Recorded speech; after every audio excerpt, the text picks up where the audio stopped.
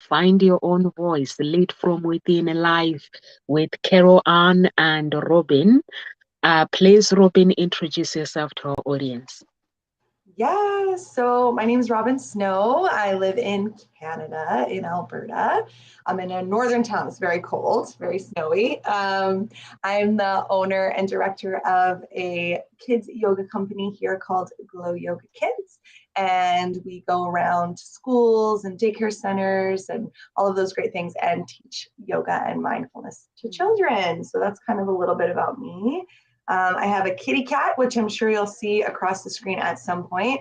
And I was married in November. So that's a little bit about me. Thanks for having me. Over to you, Carol Ann. Yeah, lovely. And lovely to have you here, Robin. So as the writing facilitator, what I do is I support women in becoming more productive with their writing by connecting them with their deeper innate ability to write. But more importantly, they experience free-flowing writing. They experience an unlocking of the writer within and getting their book written, getting their story written, because you cannot publish what isn't written. And all of this has come about through my own journey of unlocking the writer within. So I'm Carol Ann, the writing facilitator, and I'm coming to you from London, UK.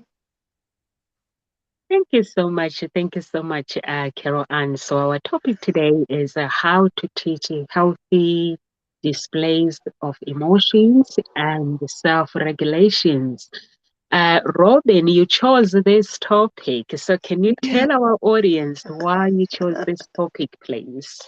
Yeah, so it's something that I work with all the time and something that I often get questions about from parents as well. Just when they're seeing their children kind of learning and growing, especially in that toddler kind of early school year age range, just because they're dealing with a lot of emotions at that time. They're really just getting to know them. And yeah, so it's just an interesting, I just thought it would be something interesting to discuss because I do feel like a lot of people just maybe don't know what self-regulation is. Even I notice sometimes in adults that self-regulation can be hard.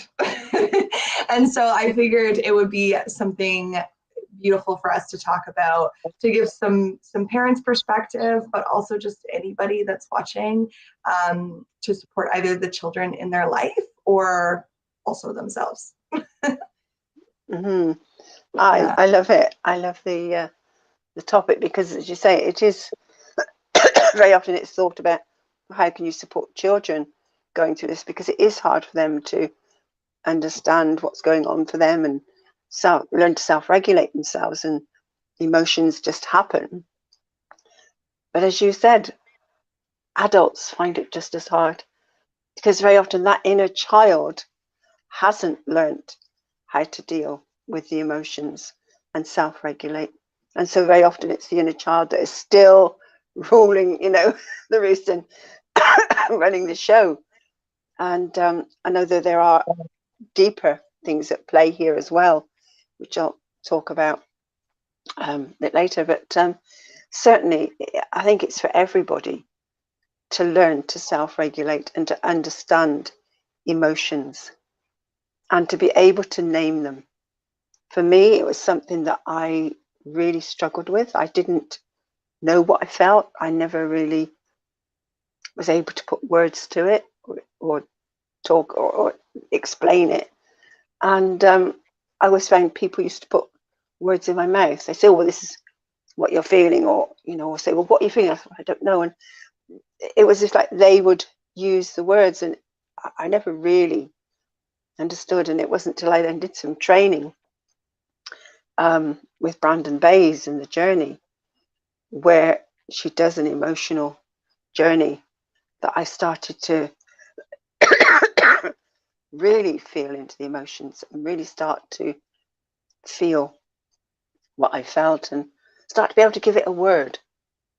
So I think being able to name it, being able to understand these emotions is a step forward to being able to self-regulate. So certainly, you know, a really important topic. So thank you for bringing it, Robin. Yeah. Thank you so much, ladies. Robin, I know you mentioned that some parents, they don't understand what is self-regulation. Someone say regulate. Someone who will be watching, they'll be saying, "Okay, I understand." Like Carol Ann is saying, when a child maybe they are throwing tantrums or whatever is going on, they'll be like, "Yes, I understand what I'm feeling, but I don't really know what is self-regulate." Regulate. What does it Yeah. mean? Yes, absolutely. Oh my gosh. There are a few different kind of elements to what that looks like. Obviously, being able to regulate strong emotions. So things like frustration, excitement, anger, even embarrassment. So just being able to really I guess, like calm down after something really huge has happened, being able to bring yourself back to kind of a neutral space.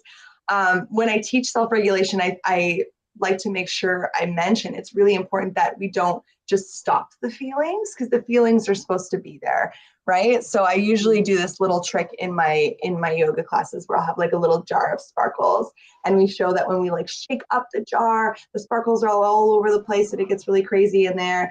But when we're trying to make really clear decisions, it's hard to see in our brain when everything's all jumbled up like that, essentially.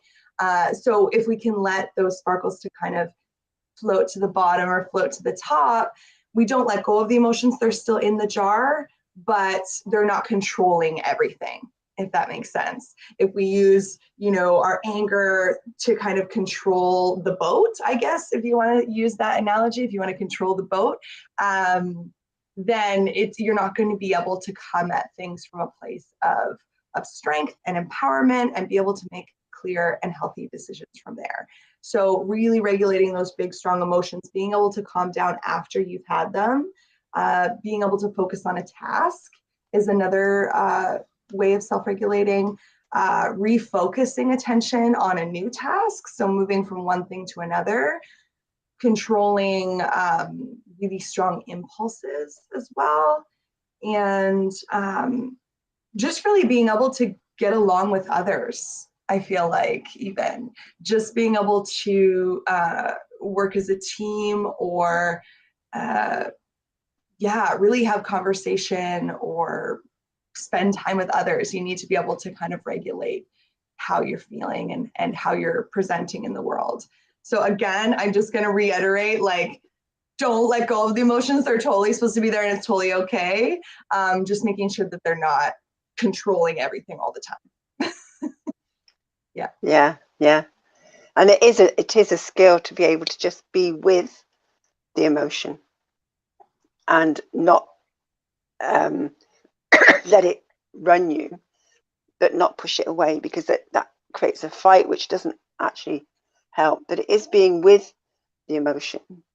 And if you can become an observer of it, it's an even more powerful place to come from. But I'll just show you the book, actually, Brandon Bay's The Journey. This is her book. And oops, go that way. She actually has her two processes in her book. One is a physical journey and the other is the emotional journey. And in the emotional journey, what you do is you actually embrace the emotions. You actually make them even more. So you really feel them, you know, you welcome them. And then you just sit in the heart of it and just allow yourself to sink into it and see what is beneath it or what's coming up. And so you just drop through the emotional layers and until you actually eventually come to a place of whether it's blissful or it's peaceful, or you know, you break through some zone of, oh, I don't know what this is, you know. And actually it was something I struggled with in the beginning, and I know it is something a lot of adults really struggle with, is the emotional journey. The physical journey is a lot easier. It's a guided visualization in the body. But the emotional journey is one that people really struggle with, because they'll get to a point where they'll go, don't want to go there, and they'll go back up again, you know. And so it is just allowing yourself to just be with it, and just see what gently comes up through those emotions, until you actually do find that bliss. And actually within the journey itself, you actually find there's memories come up, and you work with one memory and you actually come to a place of forgiveness. So it is a whole process around forgiveness and healing.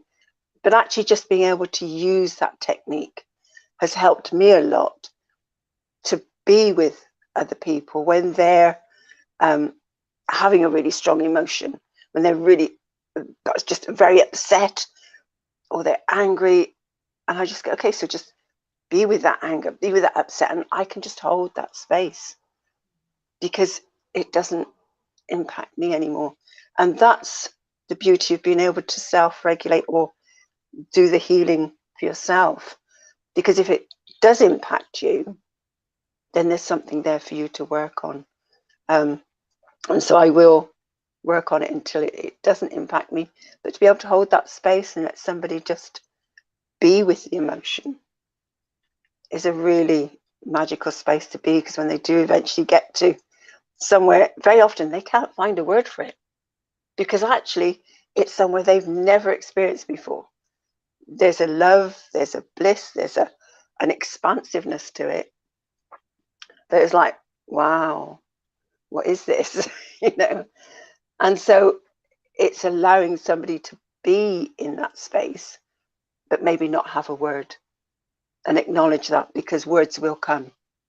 You know, eventually the language will come, because that's how we learn.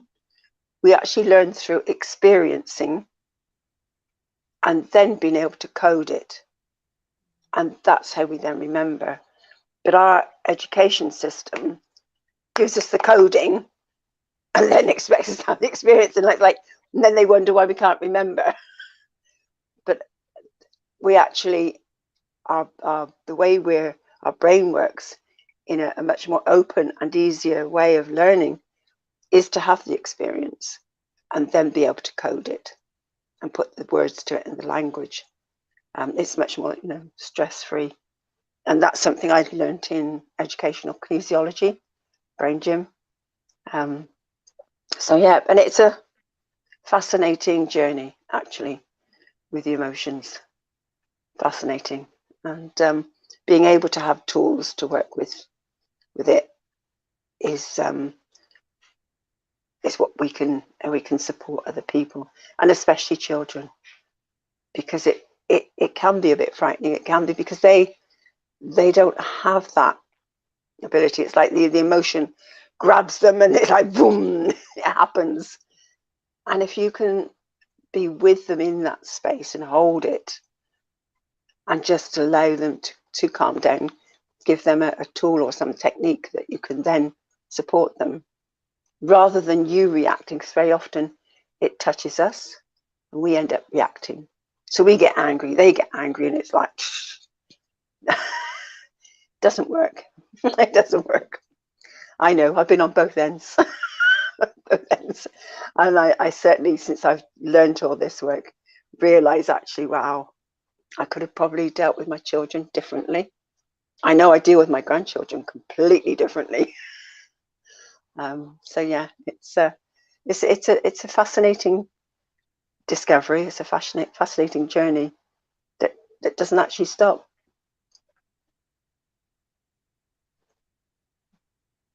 Absolutely. Thank you so much. Thank you so much, Carol Anna. Yes, it is. How many children do you have, Robin, by the way? I actually don't have any children Oh, myself. okay. Oh, okay. Yeah, so, All right. but thousands, because I work with thousands all the time. I always get that question, and because I've dedicated my life to working with children, I Yeah. feel like I bring something unique. Even though I don't have children of my own, I bring like a unique perspective. So even when I talk to parents, it's not about parenting. The experience you About, had with your own children. Yeah. it's not about how you parent or like this is how you should you parent, because again, I have Yeah. no perspective of that. It's more of from a place of, you know, I've been educated on the topic and I work with kids regularly on Yeah. like things like this, and so I can provide that like kind of external perspective of like this is, you know, some things that I've learned, some things that I've noticed in like the many kids that I've worked with. So yeah, so none. Lots of nieces and Okay. I actually relate to you because before I had my own kids as well, I used to really love children. So I look after like a family members' children. I teach them, then I move on. I teach them, basically prepare them, uh, basically get them out there, life, prepare them with life, because sometimes in life you have to prepare your children, basically for the world. And you find that I used to have, I've got my siblings. We had in the house, we had somebody looking after us, the children. So I could see that they will play with their mind, because children are very smart. So they need somebody who is very smart as well, who's going to read their minds and have interest in them. Children, once basically, if you show that you care for them, you show interest and you understand, you get to them. You don't have to have children. I didn't have children. I was 16. So yeah. if I talk to my siblings, they will listen. But if the person, the childminder that is looking after them, they will not listen to whatever she say. Basically, she will spend hours and hours chasing them, and I'll be like, "Oh my God, this is hilarious." So because she was so lovely, she spent. I think she was with us. With the kids with us for a very long time, many years. So we used to call her sister. So people didn't know that she was looking after us, and she will be running and running. If I step in and help, they would just listen and go and do as I say until they figure that out. They were like, "You are actually softer than her." So it's all about basically getting into the emotions of a child and understanding their want, because sometimes parents seems to think that I've heard a lot that when you punish a child, they get better with the discipline, but they don't. So when you punish a child, they feel that, okay, I can do this. She's going to come in and punish me. It will be over and done with. So if you explain to a child and say, I get you, I understand you. Like this morning, my daughter, we were late to go to school and she was pushing my button and she started screaming. And I said, okay, you are allowed to cry, Kayla, but you can cry on the way. You can cry while we go to school. When I said those words, she just stopped crying straight away. But I could have easily started arguing with her and say, why are you doing this, that? I said, okay. I hold her hand. I was like, you are allowed to cry. If you feel that you have to let it all out, you are allowed to let it all out. But because the school is just opposite where we are, so we don't need to drive. We just walk. We just run to school. And I was like, you can do your thing, girl, while we're running. And then she just looked at me and she was like, you made me angry. I was like, no, I didn't. So she saw her friend, forgot all about it and ran off and left me. So I was like, oh, okay. And when I dropped to school, gave me a kiss and that was it. So basically, I understand when you say you don't have children, because as parents, we tend to punish the kids because we are with them 24/7. We tend to punish them. We say, if you don't do this, I'm not gonna give you the tablet, or I'm not gonna give you this. But it actually doesn't help. Right. So yeah, so with my children, I treat them like adults, like my feelings. I have to look at myself. If somebody will say this to me, how would that make me feel? So I talk to them, I explain to them, although sometimes it comes back to me, they're challenging me, they're using psychology, challenging me, but it is okay for them to challenge me because it prepares them to get out there and the world is a better place if you train your children. And some parents actually, like, you've worked with children for a very, very long time. What do you think about the parents like that compare children to other children in front of them? Yeah, obviously that's a sticky one. I mean, again, because, and I'm gonna just kind of go into a little bit of what you were just talking about. The nice part, and the reason I think why I'm so good with kids is because I don't have them.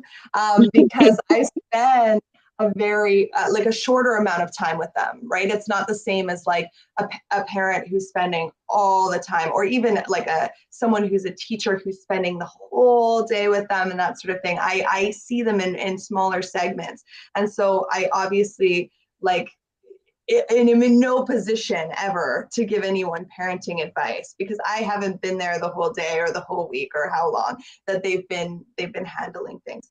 So yeah, so from that perspective, I think again, I'm able to kind of give that, like, here's a little bit of something, like when you remove the cloud of like the frustration and maybe them testing you and all of those things, when you remove that a little bit, here's this kind of outside perspective that I'm seeing. And often in classes, I will see a lot of that comparison, stuff. I often, and this is, you know, maybe going to out me a little bit on this, but when I do classes where I have parents that are dropping their kids off or what have you, because often I'm in centers, so I don't see a lot of parents. But when I do have classes in community leagues and stuff where parents come, often they want to hang out and they want to watch, or they want to, you know, be a part of the experience, which is lovely. And I love that parents want to do that and want to have that time. But I give them two options. Option number one is they can stay and they can participate in the class. So they can also do the yoga and they can be a part of it with their child. Or two, they can leave. And the reason I do that is because I find when parents sit and watch, especially when they watch, there's this weird like dynamic that happens with children where they're trying to maybe impress, or trying to everything that they're doing, they're trying to kind of put on for their parents. And so often I'll get a lot of distraction. So kids running back and forth to their parents to be like, did you see me do that? Or this and that, or whatever have you. And then the other thing is that they won't fully express themselves because their parents are watching, because they don't feel like, I guess, that they can be themselves fully, that they can like show different parts of themselves, because maybe because in the past they've gotten in trouble for certain things, or maybe they're not doing things exactly how they're supposed to be doing them, you know? So I often get that where when parents sit in the room, or when they've been a part of it in the past, that you know, they'll kind of manipulate and force their kids' bodies into a pose, or you know, say, you know, you should be doing it like your brother or your sister, or like so and so, or copy that person, they're doing it right, when it's like that's not really the instruction, it's not the aim, right? Especially for me with younger kids, when I teach yoga and I teach all of these things, I'm never expecting perfection. I'm never expecting the kids to even necessarily follow, right? Sometimes I'm just expecting them to absorb, to kind of take in those things, and do the best they can with them, and move forward and see it, you know, if they can express. Really, it's really about self-expression. And so, yes, I've seen it lots, and it sucks to see. It sucks to see, obviously. As someone who's coming in, again, just very short amounts of time, I always yield to the parents. So I'm never going to step in and be like, you shouldn't do that, you know, like, don't do that to your child or whatever. Obviously, with the exception of abuse. If there's abuse involved, it's different. But if a parent is you know, making those calls, I usually at the beginning will just kind of make a general statement like, this is what our expectations are. We don't expect that kids are going to be perfect. We don't need to be exactly in the pose. And I kind of leave it at that. And then if the parents decide that they need to step in and they need to do whatever they need to do throughout the class, then I yield to them. and I let them have their moment and whatever they need. And then if they have questions afterwards and they want to really learn and grow and see how they maybe can better build that relationship with their child, or maybe make their child even more excited about something, then I'm obviously willing to support in that way. But again, always yield to the parents, because I'm not there 100% of the time. So I definitely don't see all of the pieces. Yeah, And I love that. Hello, Anne. I know that you're a teacher as well. You can comment what she just said, but we need your views as well as a teacher, how you observed the children. Was there competitive thing with the parents? Or after you've commented what Rupin has said, we just want a little bit of your thing as well.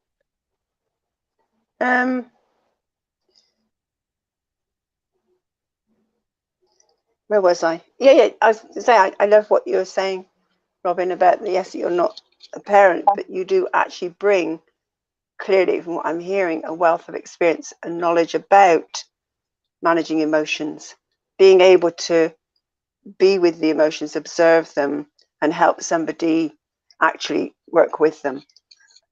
And that's what's key here. And so you're not actually telling a parent how to parent, you're actually supporting them in being able to understand where their child is at and how they can support them with the emotions, which is a completely different perspective, and you don't need to have your own children for that.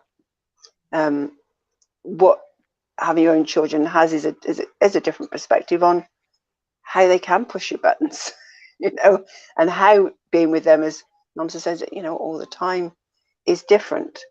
And yeah, you can be told, you made me feel angry. Well, it's actually helping them to realize that, no, I didn't make you feel angry. What I did triggered something in you that made you feel angry. It wasn't me. And that's very often some of the things I would say to my grandchildren, or even my children, when they say, oh, that teacher doesn't like me, they hate me. No, it's not you, it's your behavior that they don't like. Understand the difference between the two. Because when you collapse it into yourself and take it onto yourself, that's where it does get emotional, and you start to feel it puts up that barrier between you and the other person. But when you can take responsibility for it's your action that caused the upset, and it's that they don't like, it creates a whole different relationship. And so that's very often where I would come from with my teaching. And actually what I've found is that it's children aren't listened to. And I've observed that even now with my grandchildren, when I've been in their primary school and there's been some children, and I'm thinking to the teacher, you're not listening to them. You're not really listening to them. It's like you just talking straight over them, yet you haven't got where they're at. And I can see the child getting more and more angry, and frustrated. And so it really is important to listen to children, to adults even, that skill of listening and understanding where that person is at. But certainly what you were saying about comparisons. And I love what you said, Robin, about the two choices. Either leave or you take part. You shouldn't stay, but you take part. Because yet, as a parent, you can't help it, but you compare, and you do start saying, well, that's how you're supposed to be doing it. Why aren't you doing it like that? Or you look at someone else and think, oh, they're better than my child. It happens. And so it is being able to step back from that and realize where your child is at and accept it's their journey, it's their learning, and not make them wrong. And I know my own two children. This is something that they struggled with at school, because my elder daughter, very academic and was very successful academically. My younger daughter struggled to access learning. Certainly not stupid, but couldn't access the learning. But she was always being compared to her sister, which really irritated her and annoyed her and made her angry. But actually, and I'm so grateful for her experience, because it's through her that I actually discovered educational kinesiology and brain gym, and the change that it made for her was just phenomenal. That I ended up then training in it myself. But certainly that comparison didn't help. It highlights the weakness of one, and doesn't allow them to understand their own strengths and gifts. Because my younger daughter, the gifts and strengths that she has, completely different to her sisters, completely different, but both very clever, so yes, certainly be aware of comparisons, and being aware of if you're comparing. But I think we tend to do this to ourselves. And as an entrepreneur, if our business isn't going very well, we start comparing ourselves to others. And I'm guilty of that as well. And I love what somebody once told me. He said, compare to despair. And it is an emotion that sucks you in. And it takes me a while sometimes to realize that I'm doing it. I'm looking at everyone else, oh, they're taking off, and oh my goodness, I'm not doing that. And I just feel my body and it's like there's something in me seems to enjoy the wallowing for a bit, until I go, now hang on a second. It's my journey and that's their journey. And then a friend or someone else will say to me, wow, you've done all of this and look what you're doing. And all of a sudden they're comparing themselves to me. Puts a whole different perspective on it. So this whole thing about comparing, being compared to one another, or even comparing ourselves to someone else, if we could reframe that in terms of, rather than making it something that takes our energy away, it's just something as an observation of what may be possible, and realize the only comparison we should be making is with ourselves, where we were and where we are now, and at what is our progress. But actually make it work for us in a more positive way, reframe it. So yes, but certainly don't compare children in front of them, because that again, it's destructive. And you don't actually realize it may be just a throwaway comment. And Who's got I a know. background, Carol? And is that you or Sorry, Robin? Who's got a background? People talking? I have. They're just on their way out. Ah, okay, Yeah, okay. yeah. Sorry. I used to get really angry with my mum, because she very often used to say, when I was, child, she'd say, "Oh, Jackie next door always makes a cup of tea for her mum. And, why don't you?" And I'm thinking, "Oh, bully for Jackie." She was my best friend, but in that moment, it was like, "Oh, I hate her." So it's not very nice. And okay, maybe I did other things for my mum, but that wasn't acknowledged. And it wasn't till I was older, and a few years ago now, where my mum wasn't.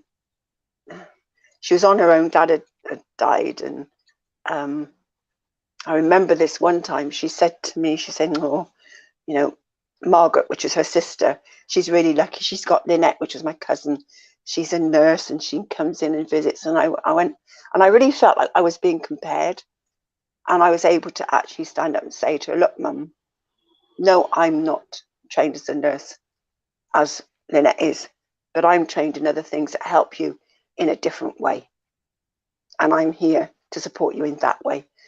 She never said it again. It was like, oh, once I was actually able to stand my ground and point out to her, because she made me feel, see what I've just said? It was making me feel, and I was allowing it to make me feel inadequate and not, I wasn't what she wanted. But in that moment of me standing and saying, I've trained in a different field, in complementary field that supports you in a different way that has helped you, that she suddenly got it. That my skills and my techniques were different. And yes, she had some amazing healing and shifts herself. So it is being able to recognize that comparison and recognize your own gifts and stand up for yourself, because everything just changes in that moment.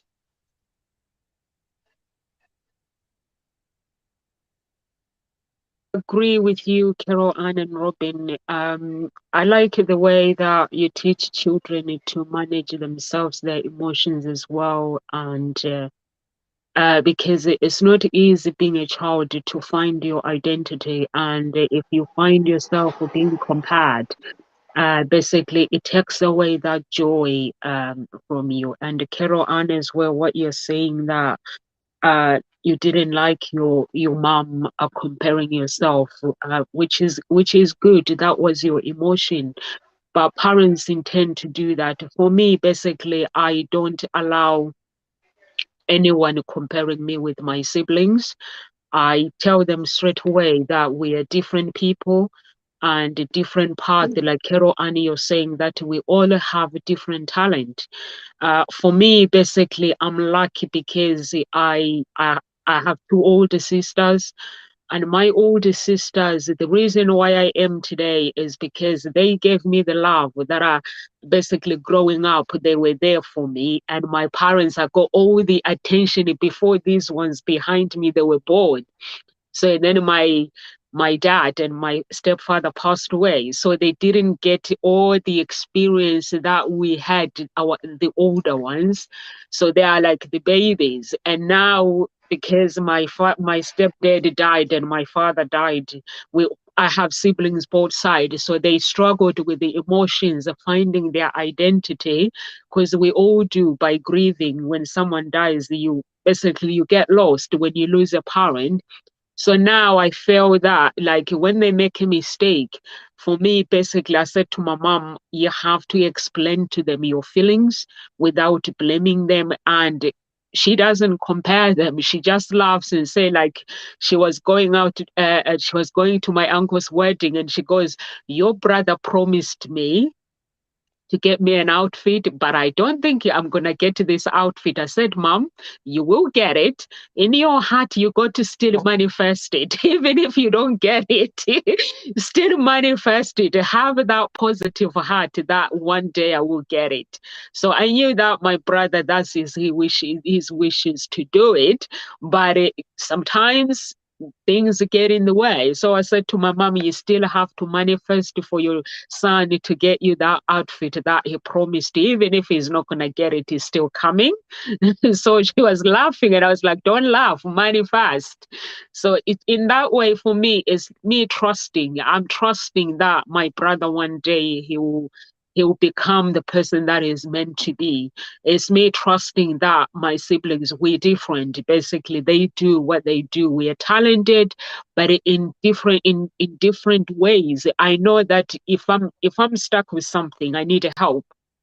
I can text them, they can help me with whatever. So if we were all talented in the same thing, we wouldn't be able to help each other. I have two children. My children, they know that I always tell them that they are clever in so many ways. Because children cannot be the same, and I cannot compare my children and say you are better, you are not. So I always tell them that you are better, you are clever in your own way. Like Carol Anna, you were saying that your grandchildren sometimes saying, I can't stand my teacher. I get that with my older daughter. When we go to parents' evening, their teacher is lovely, and they say amazing things about the kids. And then I said to my daughter, listen, Sometimes it's the language, we're copying other people's language. So I said to her, you don't need to copy your friends, be your own person, go to the subject, listen to your teacher, what they have to offer, and learn what they're teaching you, even if you don't like the subject. Because sometimes when children don't like the subject, that means that I don't like the teacher. So that's what they do. So I said to her, go in with a positive attitude, learn what you've got to do, and then go into a different subject. Love, I explain the meaning of love. I say loving someone, it means when you tell me off, I still love you. It doesn't mean that you don't love me. So it means you want what's best for me. So I explained to her. Now she comes out with better results because she knows it's all about going in there and listening to her teacher, like what Robin is saying. And I've seen it as well. Like you say, parents, they have options, stay or participate. But when we go to my children's dance, we don't have any options. They don't want parents there, basically. That one is, yeah, it's in Yeah. writing because we interfere. It's in the blood. Parents are there to interfere. So if a child needs to concentrate, so when I take my children dancing, I know that the teacher that is teaching those kids that moment for 1 hour or 2 hours is the parent. So I'm out. And when there is a problem, I also teach my children, if there is an opportunity, speak to your teacher first. Me, I only come in when there is an agreement. If I need to agree, I come in to say yes, because I always explain to them that when you do the dancing, it's not me, it's you. So if you feel that there is an opportunity or a competition that you need to take, speak to your teacher. She knows best than me. I don't know anything. So speak to the person that is teaching you, and they will direct you to the right direction. And you come to me for the agreement and for the payment. That's all I'm there for. If I feel that it is the right thing and it goes with my values and beliefs, obviously. And the dance, they know. When my children are choosing costume, the dance owner will come and say, Nomsa, do you think this is more uh, like showing for your child? Is it okay? So they know, because I express my feelings that I'm a Christian. I want my daughter to still go on stage and still look presentable. They don't have to show everything. So they know, they understand those values. So she'll come and choose a beautiful outfit and confirm and say, this is beautiful. What do you think? Do you think it's showing? I'm like, no, it's fine. It's beautiful. I don't interfere. So, so when you say parents, they have two options, I relate to you, because children end up not doing anything. They end up wanting to look at us and wanting to impress, but that's not what we are there for. So I always prefer to be out of this situation. So Yeah. Yeah. over to you, Robin. Big time, big time. Yeah, I was gonna say, just again speaking to the comparison aspect. I also was one that was compared a lot growing up. I am the middle of two other girls, so we had very much. I would say, I mean, most middle children, at least the ones that I've spoken to, have always been kind of that black sheep, I guess you could say. So it's definitely, there was a lot of comparison, right? And so I feel that, right? And that was probably a big reason why I did get into the field that I got into. But and I learned something many years ago that I was like, this is it right here, and it speaks to, when you're growing up, but also just education and the fact that we're kind of in this weird place. I know there's a lot more options now, but we're in this weird place where it's very much one way, and we test in one way, and we determine intelligence in one way. And the frustrating part of that is that children often feel that they're not smart because they're not good at math or something like that, right? And so I heard this kind of analogy many years ago that just really rung true for me, and it helped me in my teaching as well, because I'm able to see all the kids just as individuals and just growing at their own pace. And so the little thing that I learned was that you can't teach a fish how to climb a tree. So in the animal jungle, we have fish, they're really great at swimming, they're smart at swimming, that's what they know how to do. We have monkeys, they're really great at climbing, they're really great at jumping and swinging from things. We wouldn't test them in the same category at all. We wouldn't throw a monkey in a pool and be like, you're not swimming as good as that fish over there, or, you know, throw a fish in a tree and expect them to climb it up, right? So I just, that concept of that we're all supposed to be tested and acknowledged in the same box is really damaging, and can be really damaging to children as they grow up as well.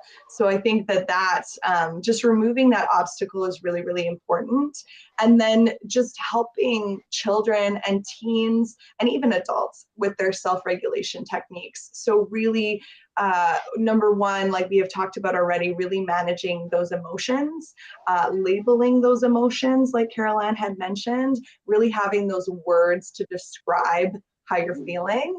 Babies are starting this journey. Babies start it, you can tell just from, like, obviously they're kind of in that id space where all they do is feel, right? All they do is feel, you know, with babies crying and expressing those strong emotions when they're not getting their needs met.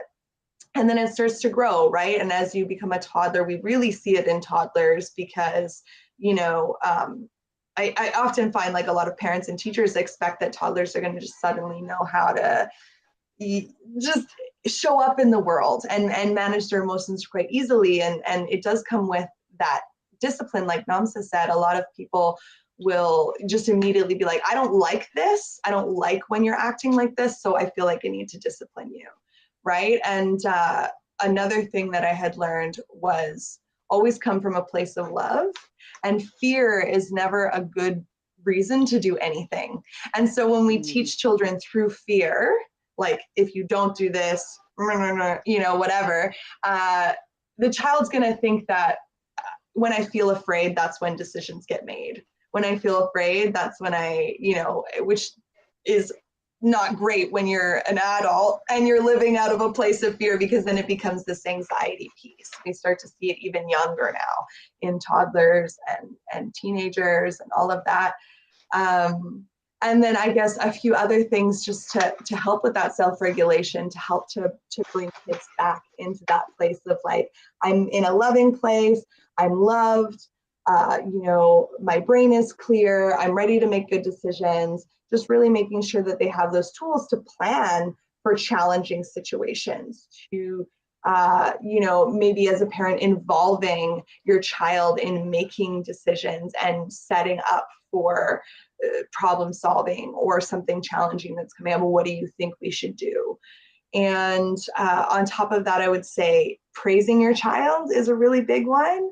One of the things I learned in my training as well was, you know, when you see a child do something really great, you can say, hey, you did a really great job.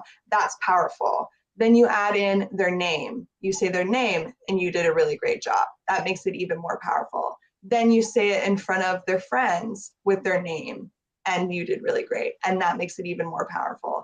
And then even on top of that, if you do all of that and then you add in praising them in front of their parents, it's like best thing that could possibly happen. And it really builds confidence in children, and it really just makes them feel like that they can do it, right? So when a child is expressing like a really strong emotion and you notice that your child has self-regulated, they've had a tricky situation, but they have been able to calm themselves down, take some deep breaths, do whatever they need to do.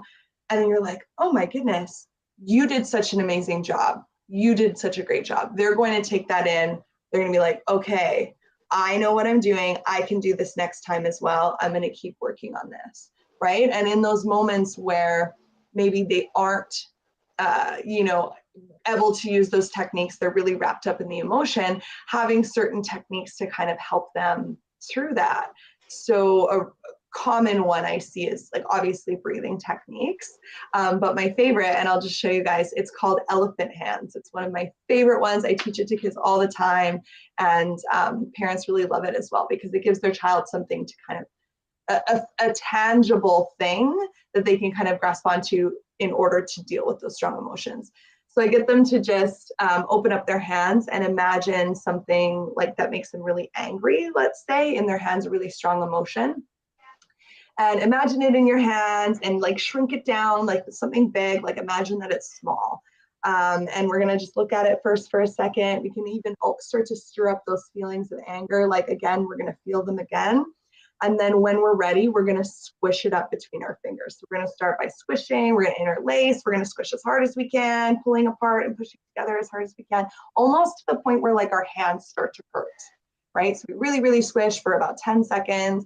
And then when we're ready, we let go, we give a shake, and then we think about something that makes us feel happy, that makes us feel content, that makes us feel calm. And I usually like to couple this with a lesson of when we hold on to our anger, for example, for too long, it actually like squishes up our insides, and it can make our insides not feel good either.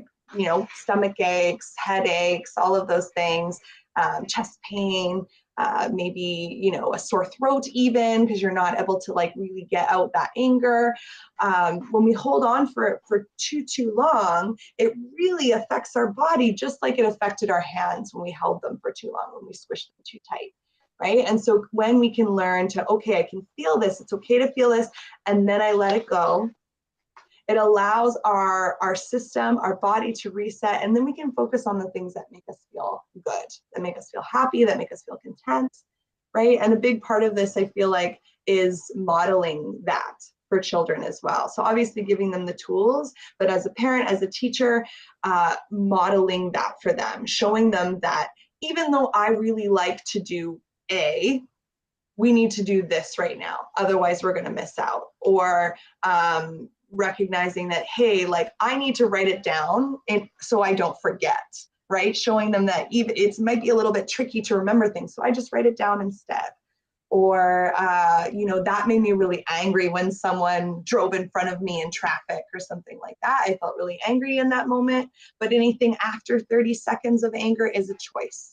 Right? The initial is common. It's totally fine to be that and to feel that in the moment. And then after that, I'm making the choice. I can make a choice to let it make me feel angry all day, or I can choose to, okay, take a deep breath and move on from here and learn from the experience. Right? So I feel like modeling is a really important thing as well. I kind of went on a whole big thing there. So I No, apologize. it's right what you were saying. It's a choice. Yeah.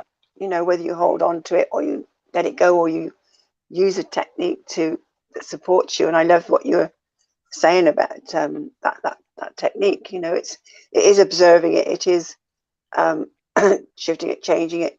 But as you say, when you feel it, if you keep it in the body, it can. This is where illnesses happen, because by holding on to that, and as you say, it squishes up inside your body and it never releases, it creates that tension.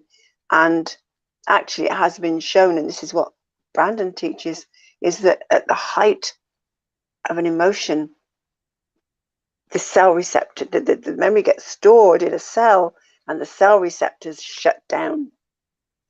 And so they get replicated, and they still have that stored memory, and they're still, because you know, that unhealthy emotion is stored and trapped in them.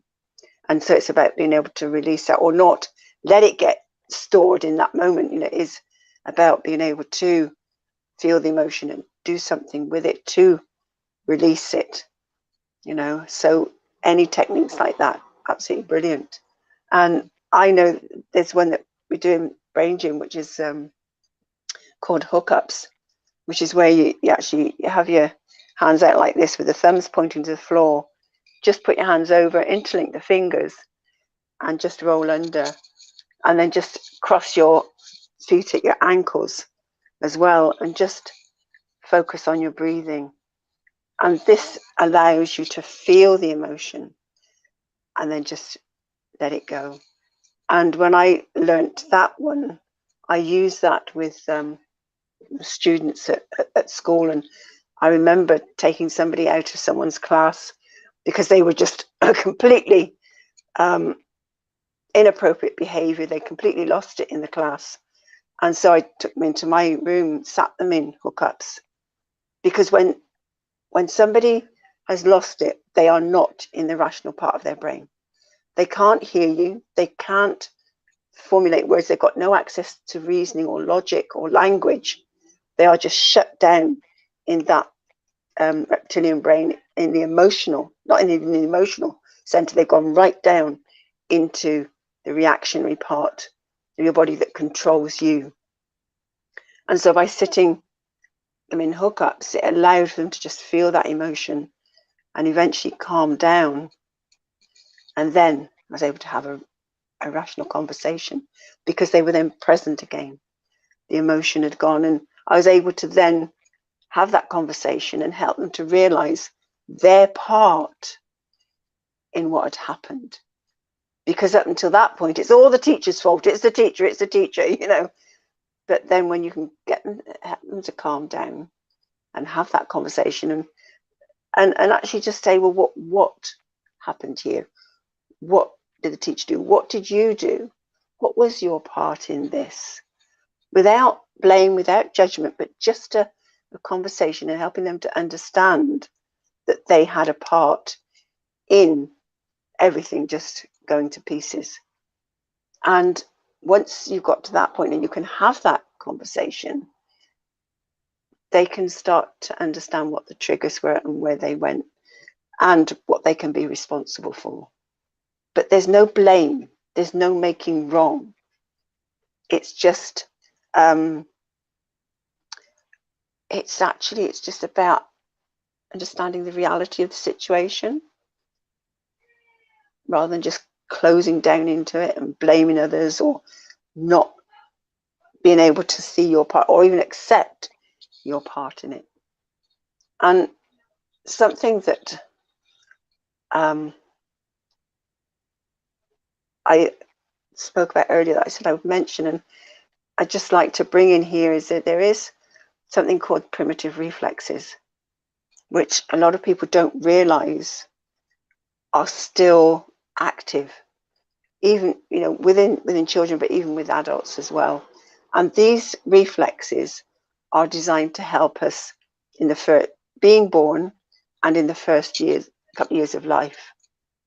And once they've done their job, they're meant to then just integrate into the body, and what's called adult or postural reflexes take over. But these reflexes are in the brainstem and they control us. And until they are fully integrated, they do have that control over us. And people don't realize how strong they are. And one is actually the Moro reflex, which is the fight or flight one. And this is when you used to hear about people with road rage, and you know, it's like when somebody just suddenly got angry, all of a sudden it just blew up out of nowhere. And I'm going, yeah, that's the Moro reflex. It's like it's out of nowhere, and then just as quickly it can dissipate. And I've been on the receiving end of somebody just completely blowing up at me, going, whoa, where did that energy come from? You know, what happened? But realize that they actually don't have any control over that because that reflex is still there. So this is where it's being able to go, understand this is what is happening, not make the person wrong, but suggest that then they go for support and help with somebody that can actually work with them to integrate these reflexes. Because once, especially the Moro reflex, when that's integrated, it just becomes what's called the adult startle reflex. So you get triggered, but it's like, oh, I know what that is. And therefore, instead of an inappropriate reaction, it becomes an appropriate response, because you don't shut down into that fear, flight element.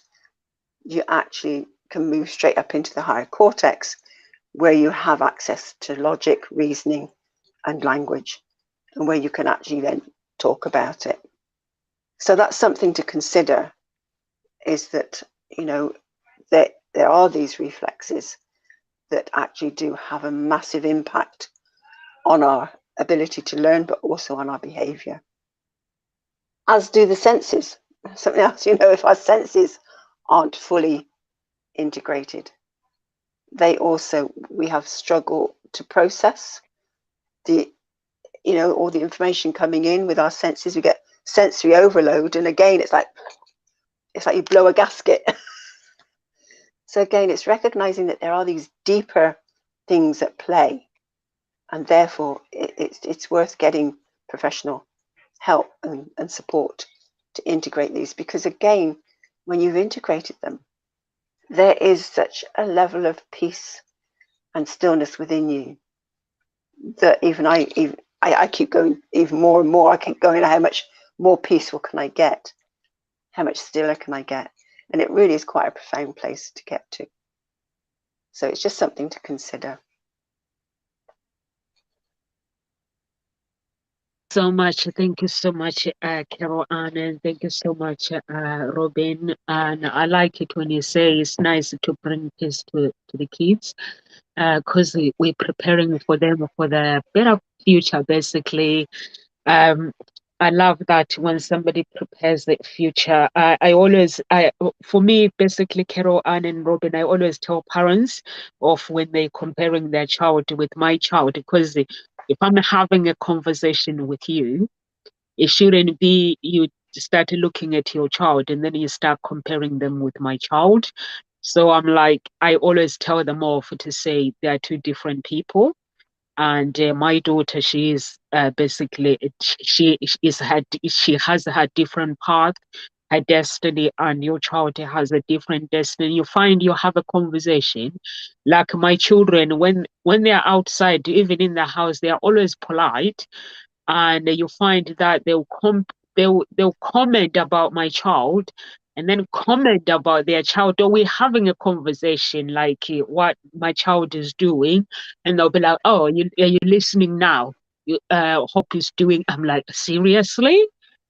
She's doing this, you should. But I'm like, no, can't do that. Because that is destroying a child's confidence. Even myself, I I used to compare myself, like not really, really serious. I think I was getting into that deep, and then I realized actually I need to work on myself. So, and that's why I basically never compare my life with anyone. I was raised by two men, and I knew that I go to my dad, I'll speak to them. If I needed something, I speak to my other dad, and they'll never ever compare me with anyone. They'll let me make my own mistakes. So I do that with my own children. I let them find their own identity. And I also explain to them to say, listen, when you're older, like Carol Anna you were talking about blame. So I was saying, sometimes people when they get older, they will start, I'm this because of my parents. So I always explain to them that I'm going to teach you girls what I know. If I make mistakes in the process, you can't, when you're older, and start saying, blaming mommy that I'm this because of my mom. So I'm like, I'm learning. Being a parent is all about learning. I'm learning from your behavior as children, and that helps me basically to help you. So when you guys are older, take responsibilities. So I'm like, the journey is not about friends. You take your own journey. You and your friends, you all have a different path. You can't say, I don't want to do this because my friend is not doing this. In my house, that does not happen. Like now, my children, they have a school trip to Jersey. She's going on a school trip. So came home and she was like, "Oh, I've checked. None of my friends are going." So I said, "You have fun. Even if they're not going, you will have a really, really great fun because you experience new experience with other kids." And she's excited, but at first she wasn't. So I said to her, you will have a really amazing time because you get an opportunity once, not twice. So I just said, go and have fun. That's what I do. Basically, my children, now when I make a decision, they cry, and I tell them that the friends that you are with them now, Maybe when you are 10, or tell my daughter when you're 20, Mm. you won't be friends with them. So I'm like, follow your destiny, do your thing, and you and your friends will come together. They'll come and tell you about the things they love, and you tell them about the things they love. And at first they're like, she used to call me mean mom, but now she calls me, I love my mommy because she tells me this, gives me good advice. So she knows that although she doesn't agree to it, she knows it. Even with me, my friends, I know that when I have friends, we make different decisions. We basically have different beliefs, different values. It's okay, it's exciting. It means when we meet, we're going to have something to talk about, and we're going to have fun. I don't have to copy what they're doing.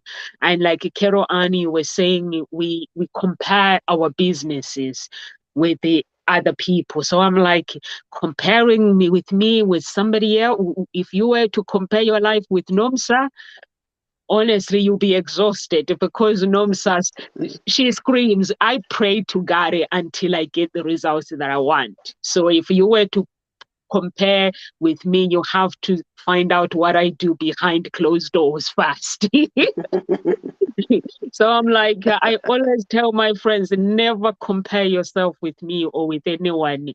You're okay with the way you are. I have a friend, she has her own business. I love her branding. I love how she dresses. I love the things that she does. But she's my role model. I look at her and I see a good role model. And then one day I put a picture on Facebook. We have the same coach.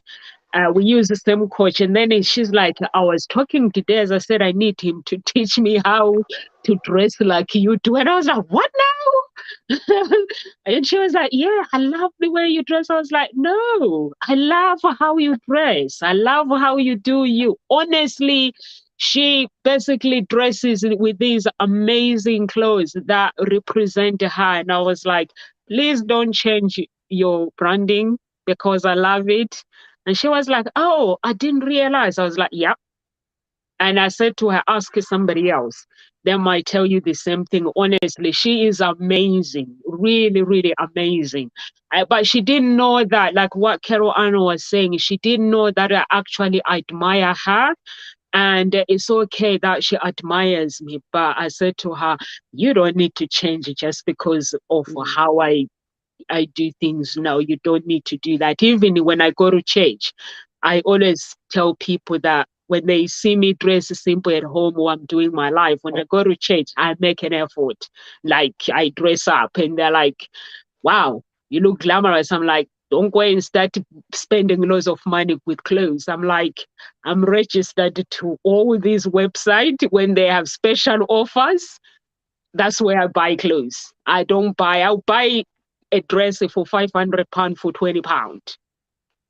So that's how I do my shopping. I will just put my name on every expensive website branding. When they have special offers, they just email me. We have 70% special offer or 80%. I just buy. And if you don't know me, you'll be like, wow, and go and spend loads of money.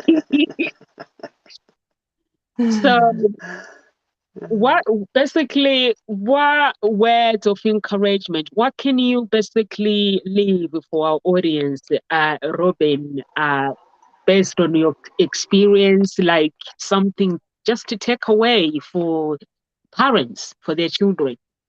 Yeah, I mean, so many things, I feel like.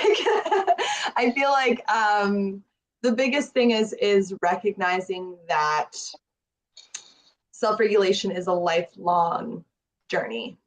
So I think Carol Ann was the one that mentioned it, was talking about that reactionary, that instinct, that thing that comes up.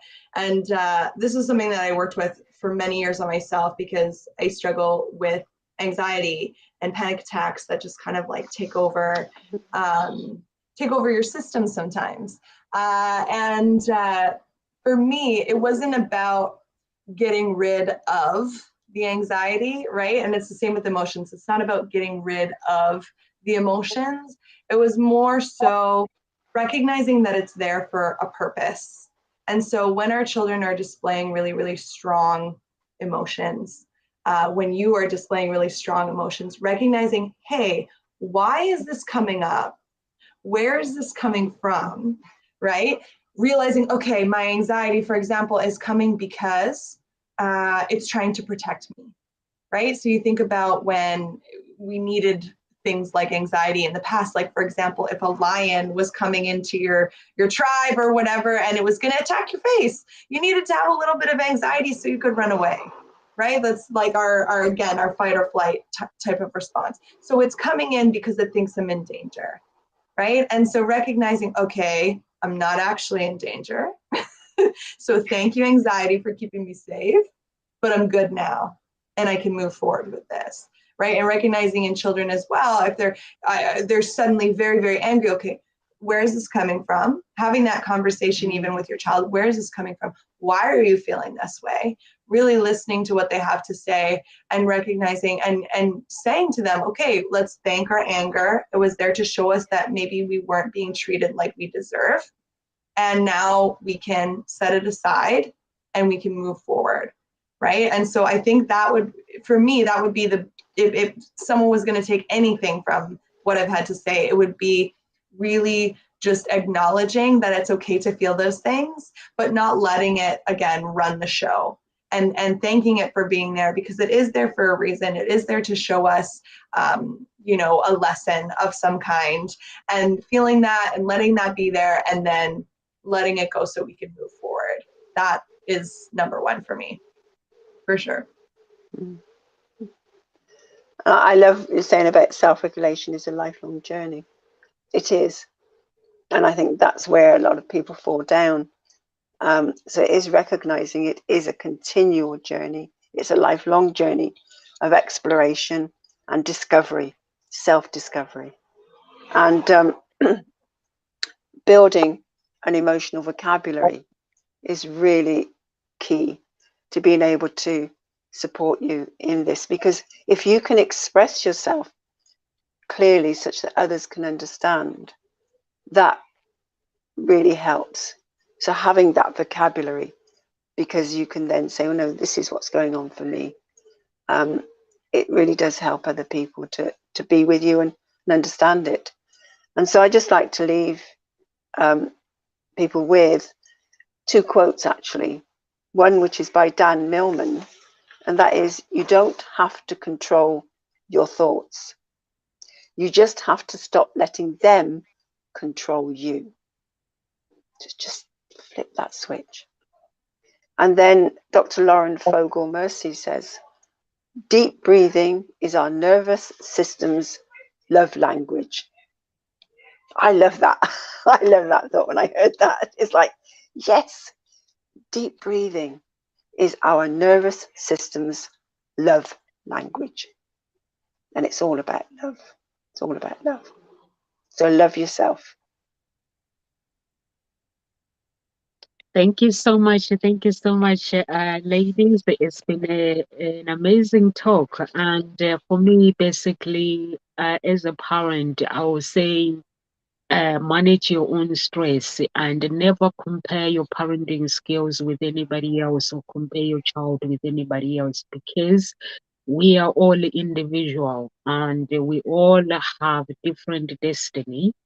And practice self-awareness is very, very important to be aware of who you are, and to be aware of your children as well, because as a parent, you get to see your child. For me, basically, my father saw that I was bonkers from a very young age. Basically, I love learning. I love being curious. And so he taught me the things like by recognizing the person that we were all individual. He done his job. Now he's gone. I can basically carry on and be who I want to be, and also encourage some encouragement for your children. And just be there for them and create a plan. If your child, they're stressed and you're worried, just get a professional. Don't start comparing them with somebody else. Get somebody professional to help you and see whether maybe there will be underlying problems there.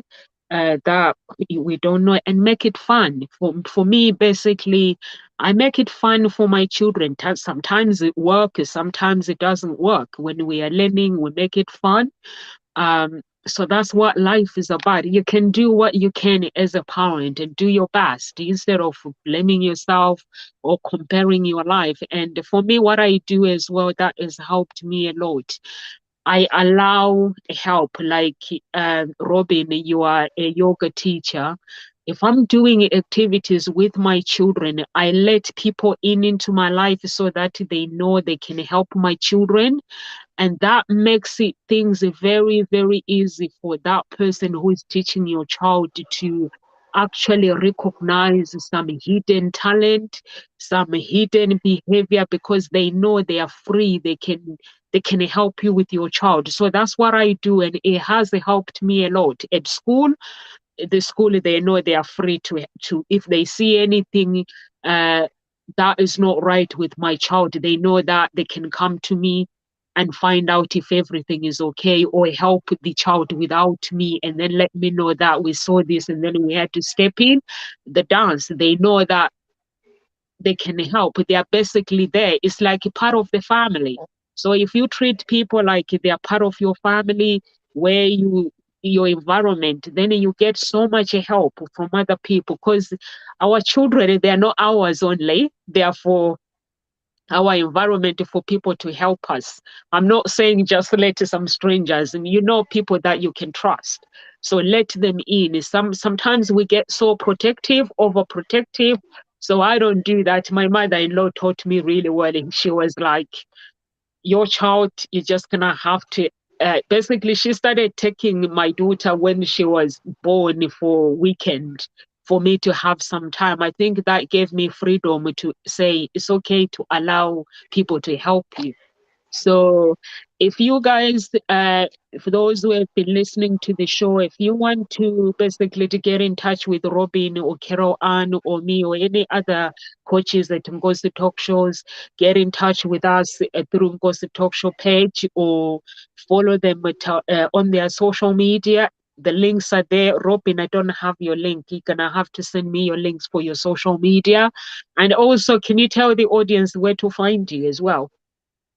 Yeah, so like I said, my business is called Glow Yoga Kids. And so we can be found at glowyogakids.com, or all of our social media is at Yoga Kids. So Instagram, Facebook, we have TikTok, LinkedIn, all those fun things.